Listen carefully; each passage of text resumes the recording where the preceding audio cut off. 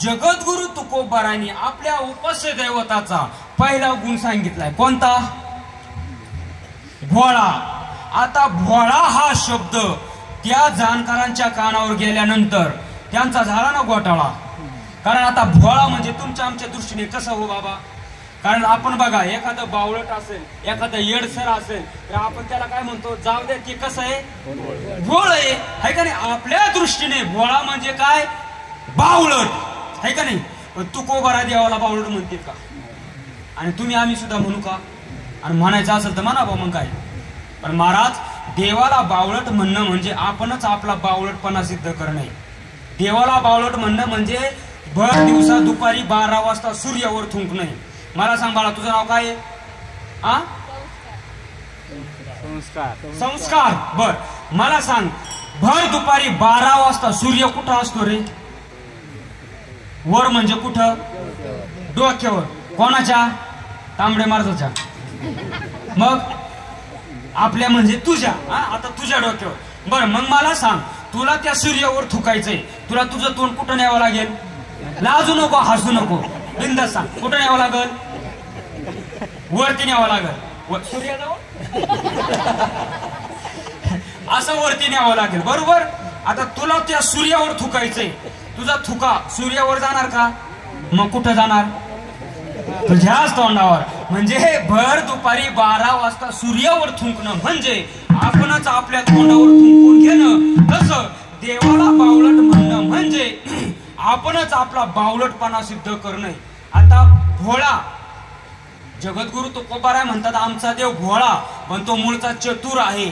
आणि नुसता चतुर नाही, चतुरांचा शिरोमणी आहे. चतुरा तो शिरोमणी, गुण लावण्याची खाणी, मुकुट शकळमणी, धन्य तोचे विठोबा. किंवा देव चतुर, देव चतुर आणि जाणोनी अंतर वर्तत तसे. तो देव कसा आहे? चतुर आहे. आणि नुसता चतुर नाही, चतुरांचा. आता देवाच्या बाबतीत, देवाच्या चतुराईत सापेक्षता भाव नाही, हे बरं का. तुमच्या आमच्या चतुराईमध्ये सापेक्षता भाव आढळतो.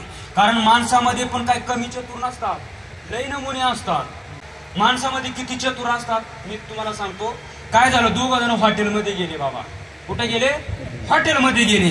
तिथे गेल्यानंतर त्या वेटरला म्हटले, हे वेटर, तुझ्या हॉटेलमध्ये सगळ्यात गरम काय रे? आता वेटर जरी असला दादा, त्याला काहीतरी स्वाभिमान असतो की नाही?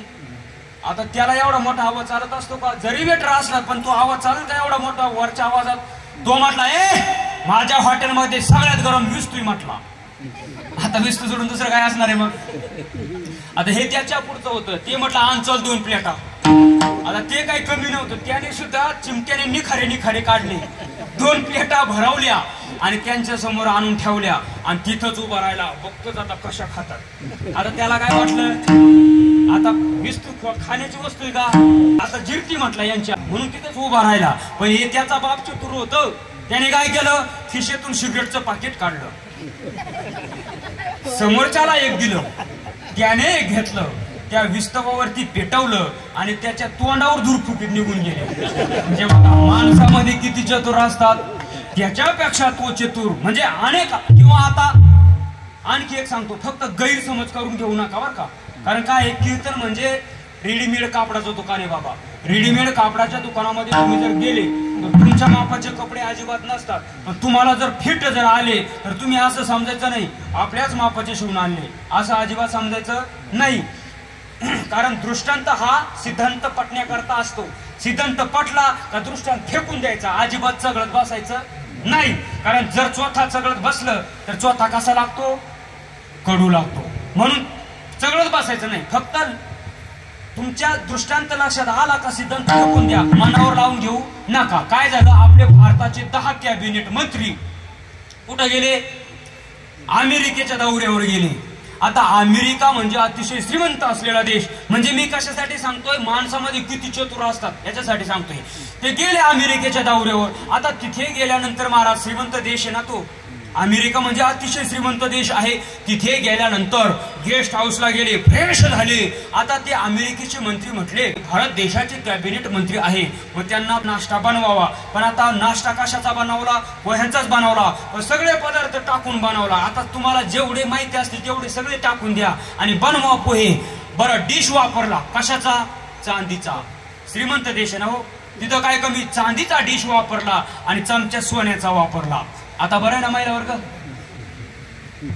चांदीचा डिश आणि सोन्याचा चमचा वापरून पोहे त्यांना असे गोलाकार टेबल खुर्च्या मांडल्या. सगळे बसले, त्यांचे बसले आणि आपले बसले. आणि जेव्हा प्रत्येकाच्या समोर ते डिश आले तेव्हा आपल्यातल्याने एकाने शेजारच्याला चिमटा घेतला. म्हटला, शामराव चमचा सोन्याचा दिसतोय. तो म्हटला, गप खाय. जे दिसत ते खायला ते काय भारत देश? कारण भारत देशाचं केलं वाटोळं. जे दिसत ते खाऊन. कारण भारत देशामध्ये खडी खाय, डांबार खाय, चारा खाय आणि मग जेलची हवा खायला जाय. आला असेल तुमच्या ध्यानात. चला या सोडून, तो आपलं काही घेणं देणं नाही त्यांच्याशी. ते म्हटला, इथं तरी भ्रष्टाचार करू नको, इथं भ्रष्टाचार करू नको. जे दिसन खायला तो काय भारत देश नाहीये. पण आता त्याला सवय होती, पडिले वळण इंद्रिय सकळ. तो म्हटला, राव चमचा तर न्यायलाच पाहिजे राव एवढा. कारण एवढा चमचा न्यायला तर आपला गृहमंत्री फार खुश होईल. कारण गृहमंत्र्याला ते तर लय आवडत आहे ना. महिला वर्ग, सोनं आवडतं का?